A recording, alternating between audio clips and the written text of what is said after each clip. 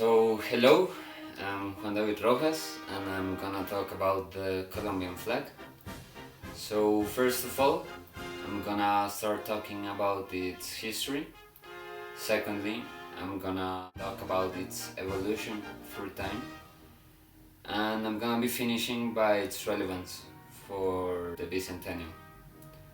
Alright, so the Colombian flag is one of the patriot symbols, together with the national anthem and its shield. So, in the nations that were born out of the Hispano-American Revolution of 1810, the flag became the oriflamme that the liberating armies carried on the battlefields, and victorious, they consecrated as an emblem of independence and freedom. In this way, the one that came from Colombia was enthroned from the Battle of Boyacá on August 7, 1819, and then in 1834 would be recognized by law of the National Congress.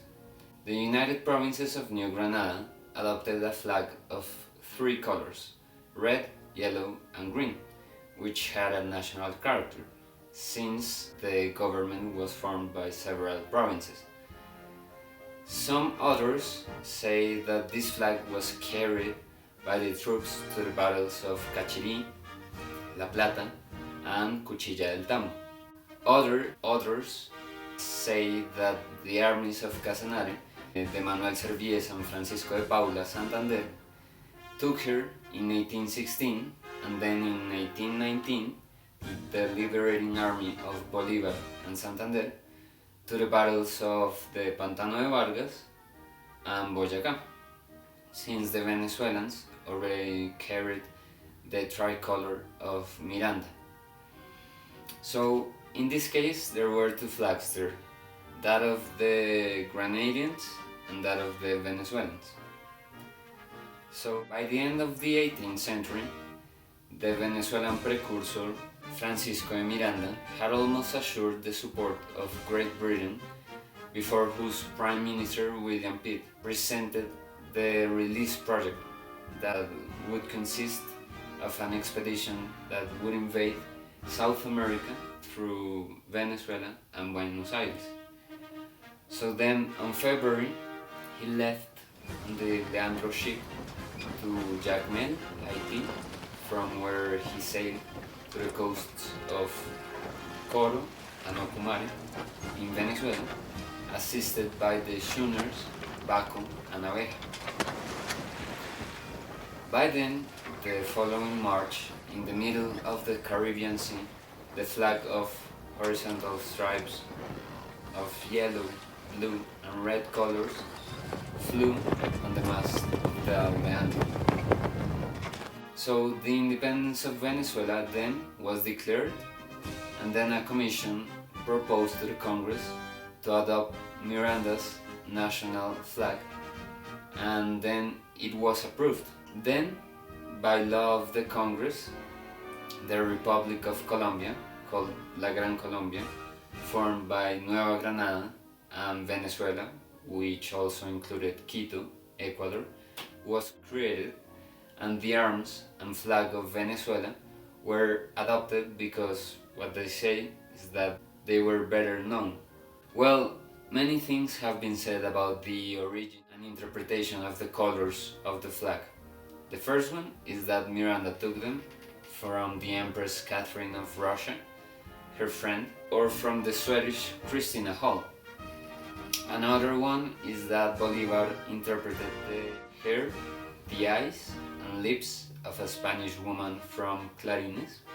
In addition to be the yellow, the blue and the red colors very common in heraldry, it is more serious to believe that they were taken from the rainbow, from the same Spanish flag, or even from the Christopher Columbus coat of arms that he brought on his second trip. So then, the flag of La Gran Colombia and its shield remained in force until 1834, when by law, sanctioned by President General Santander, they were definitely replaced because he said that the national colors of the new Granada will be red, blue and yellow, distributed in 3 vertical stripes of equal dimension. Then some years passed until President Tomás Cipriano de Mosquera ordered that the pavilion would carry as many stars as the United States, as they were federated. And then it was said that its colors would be yellow, blue and red, distributed in 3 horizontal stripes, yellow occupying the half of the pavilion at the top, and the other 2 colors the other half, the blue one in the center and the red one in the lower part. So then, by law of December 1889 of President Carlos Holguín, the stars were definitely suppressed and the flag remained as it exists today. So this is the current flag of Colombia. So now, in order to finish, I want to talk about the relevance for the bicentennial and its celebration. So at that moment, 400 flags of Colombia were raised and adorned the 7th Avenue to the Plaza de Bolívar, so that Bogota tourists and residents could travel in this sense, the route that Simón Bolívar made when he entered the capital 3 days after the victory at the Battle of Boyacá.